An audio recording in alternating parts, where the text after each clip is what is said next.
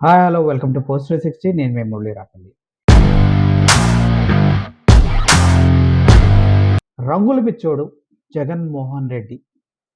ఎంత రంగుల పిచ్చంటే చెప్పలేనంత రంగుల పిచ్చి. స్కూళ్ళకి, ఆయన ఆఫీసులకి, అన్నిటికీ కేవలం ఆయన పార్టీ జెండా, ఆయన పార్టీ యొక్క రంగులే వేసుకున్నాడు. దానికి 4,800,00,00,000 ఖర్చు పెట్టాడంటూ ప్రతిపక్షాలు గతంలో చేసిన అల్లరి అంతా ఇంతా కాదు. చంద్రబాబు నాయుడు గారు అంతే, పవన్ కళ్యాణ్ గారు అంతే. ప్రతి ఒక్కళ్ళు ప్రజల్లోకి అబద్ధపు నిజాన్ని తీసుకెళ్తూ ఉంటారు. అది అబద్ధం కానీ నిజమని చెప్పడానికి ప్రజల్లోకి వెళ్తూ ఉంటారు.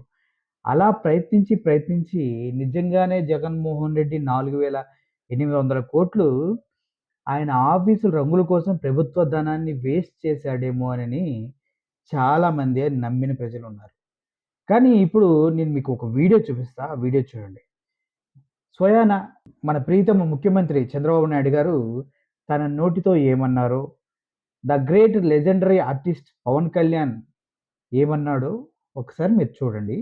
తర్వాత నేను మాట్లాడతాను. రంగుల పిచ్చోడు ఈ జగన్మోహన్ రెడ్డి సైకో 3,000 కోట్ల రూపాయలు ఖర్చు పెట్టాడు రంగులేసుకోవడానికి. వైసీపీ ప్రభుత్వ భవనాలకి రంగులు మార్చుకోవడానికి 1,300 కోట్ల రూపాయలు ఖర్చు పెట్టాడు. రంగులు మార్చుకోవడానికి, రంగులు తీయడానికి 1,000 కోట్లు ఖర్చు పెట్టాడు. 2,300 కోట్లు రంగుల్లో తగలబెట్టేసింది వైసీపీ ప్రభుత్వం. విన్నారు కదా?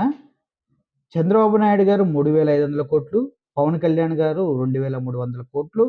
మళ్ళీ ఇది కాకుండా తర్వాత 4,800 కోట్లు అని చెప్పిన వీడియో కూడా ఉంది. కానీ ప్రస్తుతానికి అది మాకు దొరకలేదు. కంపల్సరీగా అది కూడా మీకు ప్రెజెంట్ చేస్తాం.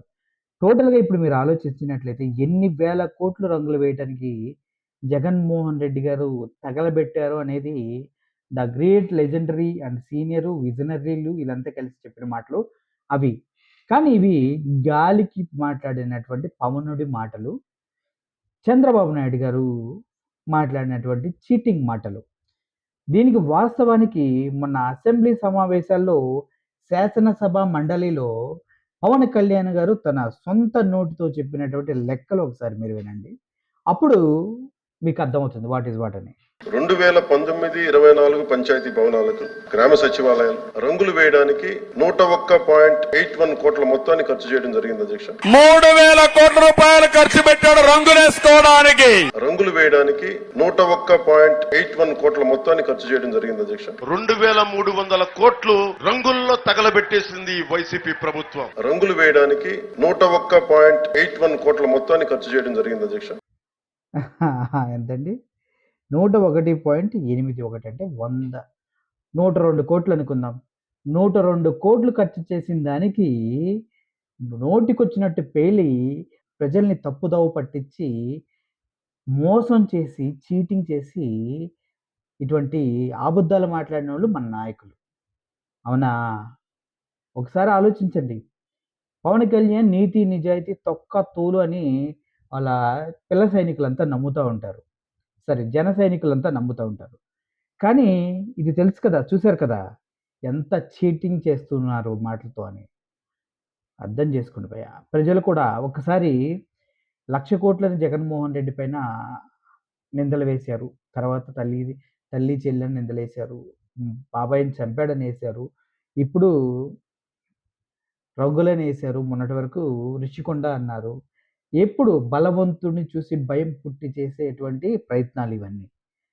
వాడి నుంచి తప్పించుకోవాలి జగన్మోహన్ రెడ్డి అనే బలవంతుడి నుంచి బలహీనులు తప్పించుకోవాలంటే ఇటువంటి జిత్తులు మారే తెలివితేటలతో అబద్ధపు ప్రవచనాలు చెప్పి ప్రజల్ని మోసగిస్తే తప్పించి వాళ్ళు అధికారంలోకి రాలేరు.